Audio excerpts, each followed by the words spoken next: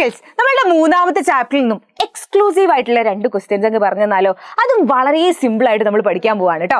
ഒന്നാമത്തെ ക്വസ്റ്റ്യൻ എന്ന് പറഞ്ഞാൽ ഇവനാണ്. അതായത് നമ്മളുടെ ട്രയാങ്കിളിന്റെ 3 സൈഡ്സ് വരും. എന്നിട്ട് ഇതിനോട് ട്രയാങ്കിൾ വരയ്ക്കാൻ പറ്റുമോ ഇല്ലയോ നിങ്ങളോട് ചോദിക്കും. അതെങ്ങനെയായിരിക്കും നിങ്ങൾ വരയ്ക്കാൻ പറ്റുമോ ഇല്ലയോ എന്ന് മനസ്സിലാക്കുക.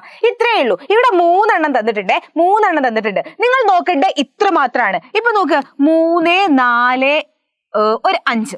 ഓക്കെ, 3, 4, 5. ഇതിൽ ഏറ്റവും വലിയ നമ്പർ ഏതാണ്? 5. അവനെ മാർക്ക് ചെയ്യാം. ബാക്കി 2 ആളെ കൂട്ടി വെക്കുക. 3ഉം 4ഉം എത്രയാ? 3 + 4 7 ആണ് അല്ലെ. എപ്പോഴും എന്താവണം? കൂട്ടി കിട്ടുന്ന, നമ്മൾ കഷ്ടപ്പെട്ട് കൂട്ടല്ലേടാ, കഷ്ടപ്പെട്ട് കൂട്ടല്ലേ, ആ കഷ്ടപ്പെട്ട് കൂട്ടി കിട്ടുന്നത് എപ്പോഴും എന്തായിരിക്കണം? വലുതായിരിക്കണം. നമ്മൾ മാർക്ക് ചെയ്തതിനേക്കാളും വലുത് കഷ്ടപ്പെട്ട് കൂട്ടി കിട്ടുന്നത് വലുതായിരിക്കണം. 5നേക്കാൾ വലുതാണോ 7?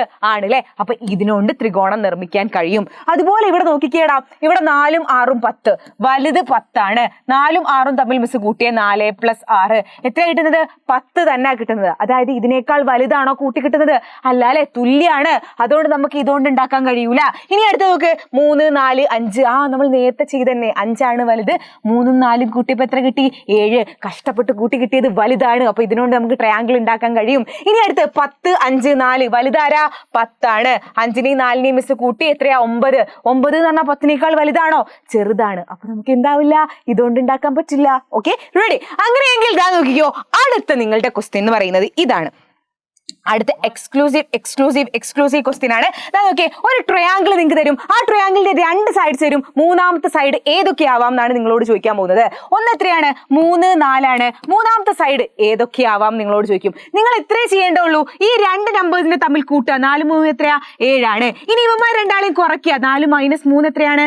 1 ആണ്. ഇനി എന്തായിരിക്കും എന്നറിയാം? മൂന്നാമത്തെ സൈഡ് 1ന്റെയും 7ന്റെയും ഇടയിലുള്ള നമ്പേഴ്സ്. 1ന്റെയും 7ന്റെയും ഇടയിലുള്ള നമ്പേഴ്സ് എത്രയൊക്കെയാ? 2 ഉണ്ട്, 3 ഉണ്ട്, 4 ഉണ്ട്, 5 ഉണ്ട്, 6 ഉണ്ട്. ഈ ഒരു 5 നമ്പേഴ്സ് ആയിരിക്കും എന്ത്? മൂന്നാമത്തെ സൈഡ് എന്ന് പറയുന്നത്. അപ്പൊ മറക്കണ്ട.